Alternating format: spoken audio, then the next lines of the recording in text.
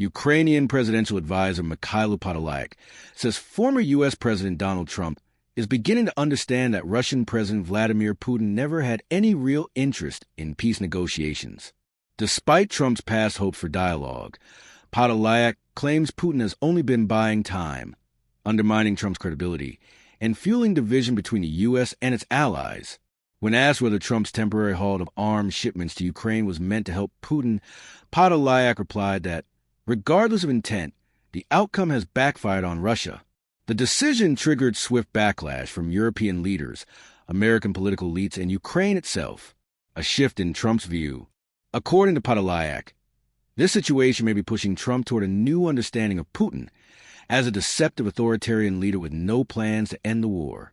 While Ukraine and its allies have long known this, Trump had clung to the hope of negotiations. But now, Podolyak says, Trump is seeing that Putin is actively trying to damage his image, reject peace efforts, and deepen rifts in the West. Russia's broader goals. Podolyak warns that Russia wants Ukraine left isolated, with no support from the West. This, he says, would allow Putin to escalate civilian attacks and cross any ethical boundaries in warfare. He also highlighted the symbolic nature of Russia's actions, noting that an attack on Kiev took place right after Trump spoke with Putin and on July 4th, U.S. Independence Day. No room left for diplomacy. Podolyak argues there are two things Trump must now realize.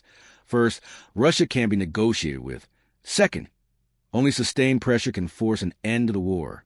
He cited German Chancellor Friedrich Merz, who recently said diplomacy with Russia is dead.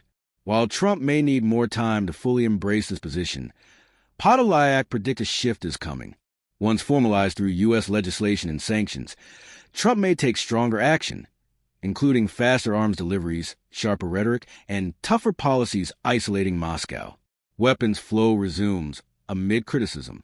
Recently, Trump announced the U.S. would resume defensive weapons shipments to Ukraine, acknowledging that Putin kills too many people and regularly lies to him. Just a week earlier, shipments have been halted. Some even stopped mid-transit near Poland, reportedly due to pressure from Pentagon advisor Elbridge Colby and Defense Secretary Pete Hegseth. The pause drew bipartisan criticism and highlighted internal disagreements within the U.S. administration. Now, with weapons flowing again and Trump publicly condemning Putin, Ukraine hopes the tide may be turning, not just in policy, but in Trump's understanding of who he's dealing with.